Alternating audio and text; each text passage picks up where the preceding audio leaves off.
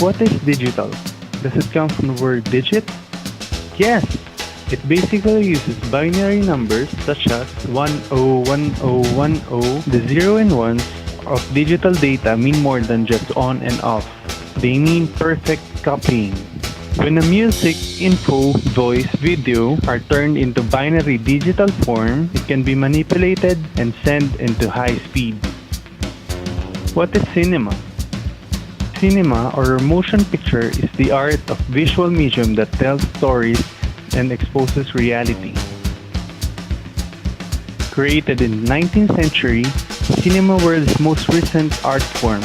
It is also by far the world's most complex, collaborative, and costly artistic expression.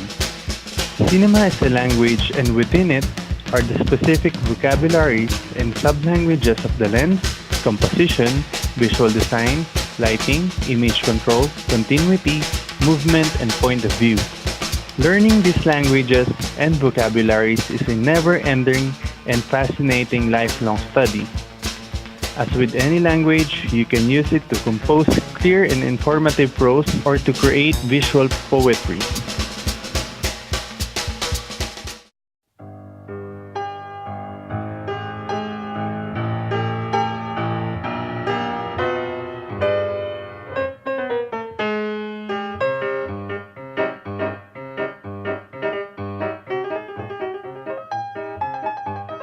Persistence of vision, the phenomenon whereby the eye remembers what it has just seen after the object has disappeared. In film and video, this phenomenon is widely believed to account for our ability to perceive a sequence of frames as a continuous moving picture. In 1500, Leonardo da Vinci gave us a full description of the camera obscura, an optical device that projects an image of its surroundings on a screen. Leonardo da Vinci was well ahead of his time. Leonardo's writings and notes long remain in manuscripts. Shortly after his death, those passages from his papers dealing with painting were combined into the Trattato della Pittura. This is where we find Da Vinci's desire for painting to be a living thing. In 1515, Da Vinci presented a drawing of a type of image projector, the magic lantern, which was later developed in the 17th century. In 1832, Joseph Plateau introduced the phenakistoscope. Pictures on one disc, viewed through slots on the other, appeared to move when the two were spun and viewed in a mirror.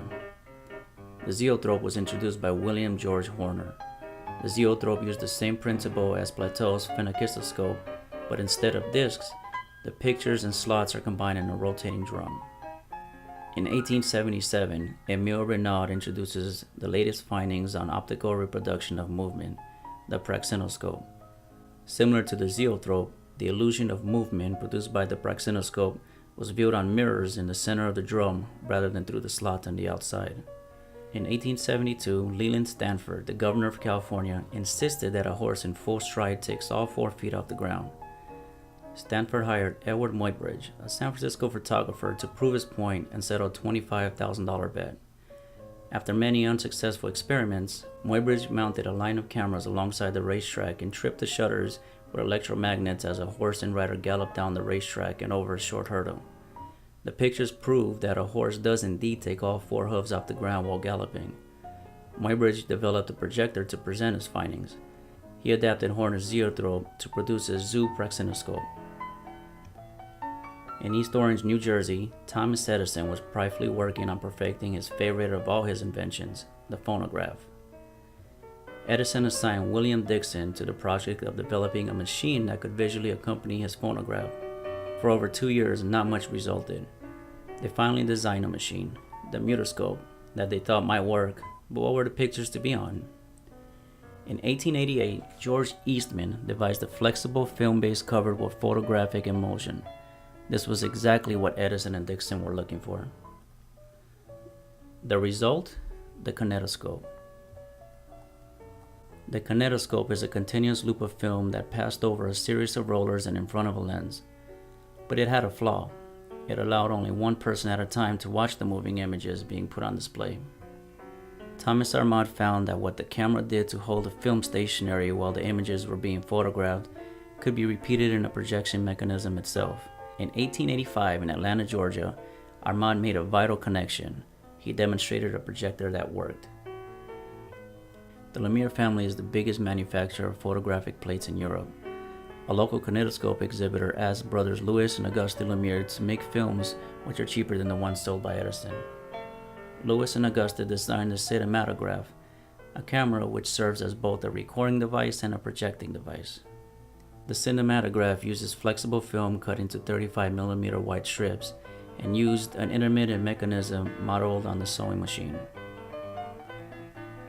The camera shot film at 16 frames per second, rather than the 46 which Edison used. This became the standard film rate for nearly 25 years. The Arrival of a Train is considered by most to be the first motion picture presented to a large public audience.